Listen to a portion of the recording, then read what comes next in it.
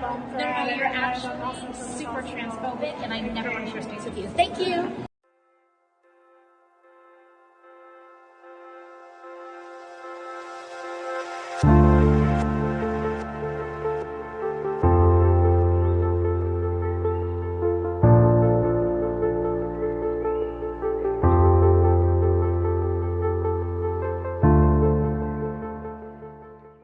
Welcome to Orange Wave, your source for everything related to the NDP. I am your host, Will Adams. Today is International Transgender Visibility Day, and for this episode, we will be exploring the rising tide of hate and intolerance directed towards transgender and gender non-conforming Canadians. From verbal abuse to many cases of physical assault, the experience of LGBTQI+ protesters and drag queens across the country paint a very depressing picture of what we still face as a country. Recent events in cities like Toronto and Calgary underscore the alarming rise in transphobia and anti-LGBTQ+ sentiment across Canada, influenced by the transphobic Libs of TikTok account, which warrants an episode of its own, by the way.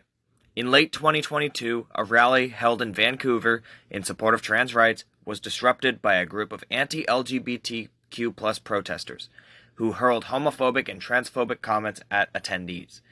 It doesn't just stop at verbal abuse and harassment, though. There have also been incidences of physical assault directed at LGBTQ+ protesters in Canada. In another case in late 2022, for example, a group of anti-LGBT demonstrators attacked a peaceful rally in Hamilton, Ontario, punching and kicking protesters and injuring several people. There was even one person who put their hands on a non-binary person and tried to choke them. These attacks are a reminder that the fight for LGBTQ+ rights and inclusion is far from over, and we must stand strong against hatred in all forms. A group of drag queens and families attending a story hour at a library in Calgary faced harassment and intimidation by radical conservatives.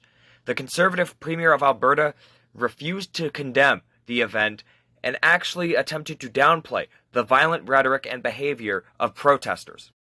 Calgary Public Library has partnered with Calgary Pride for the past 5 years to host Reading with Royalty. These are family-friendly events that celebrate diversity, promote inclusion, and spark the imagination by telling stories and singing songs. But this year, the library was forced to postpone Reading with Royalty because a small number of people chose to harass children and families and spew hate against fabulous Alberta drag queens. My question is a simple one. Will the Premier join me in condemning these acts of bigotry? The Honourable the Premier. Mr. Speaker, Alberta is committed to the protection of children, diversity, parental choice, and the right to peaceful protest. Any event where children are present should be age appropriate. My understanding of the reading time events, like the one in Calgary, is that they are kept age appropriate and minors attending them have the consent of their parents. And we respect parental choice being exercised by minors that are in attendance. We also believe in the peaceful right to protest, and as long as people are done within the bounds of the law. Earlier today, both Prime Minister Justin Trudeau and NDP leader Jagmeet Singh have issued statements recognizing International Transgender Visibility Day and reaffirming their commitments for supporting LGBT rights. They have recognized the importance of transgender visibility and call on all Canadians to be more accepting and loving of others. Some politicians in Canada are not Jagmeet Singh and didn't get the memo and have failed to show the same level of respect and support towards the transgender community.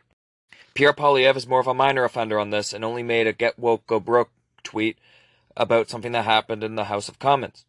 However, Maxime Bernier made a tweet not only insulting trans and gender non-conforming Canadians, but also our armed forces. This tweet reads, quote, and I'm not joking here, if anyone dares attack Canada, we'll send our elite troops of soldiers with reconstructed genitals, led by our best non-binary officers, wearing nail polish to defend our country. Be warned, at Canadian Army. Honestly, I felt dirty just reading that, and it just reaffirms my belief that if the right-wing establishment media didn't lie to people about everything, that literally no one would vote for these kinds of people. Because when they tweet stuff like this, that is indicative of what they stand for. hating others. In September 2022, a particularly disturbing incident happened in Oakville, Ontario. A cisgender man put on a pair of really large prosthetic breasts, and the right-wing establishment media actually tried to frame him as being a transgender woman. The man in question was and is not trans, and he was trying to get sued by the school for money because he wanted to get back at them after they were going to relocate him, and in the process he wanted to make a mockery of transgender women. This kind of behavior is absolutely unacceptable and reinforces the need for society to have more education and a better understanding about gender identity and expression. This deplorable man's actions should not detract from the struggles of the transgender community, and it is important to support and uplift all trans and gender non-conforming Canadians in such a time of utter hatred. In the face of these challenges, I myself understand that it can be difficult to know what to do.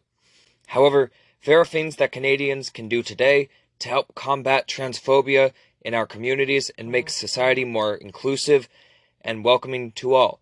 This includes supporting LGBT organizations and causes, educating people on gender identity, calling out hatred when we see it, whether it be online or in real life, and not voting for parties that claim that trans women are violent rapists, and parties who vote against banning conversion therapy.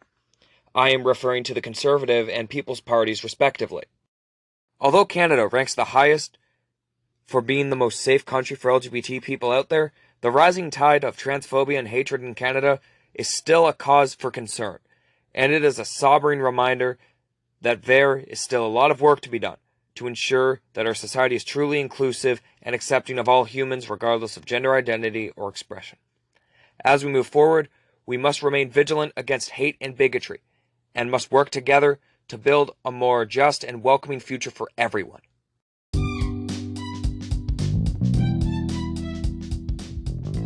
Thank you for listening to this episode of Orange Wave. I am your host, Will Adams. I hope you have an amazing day, and remember, Jagmeet Singh loves you.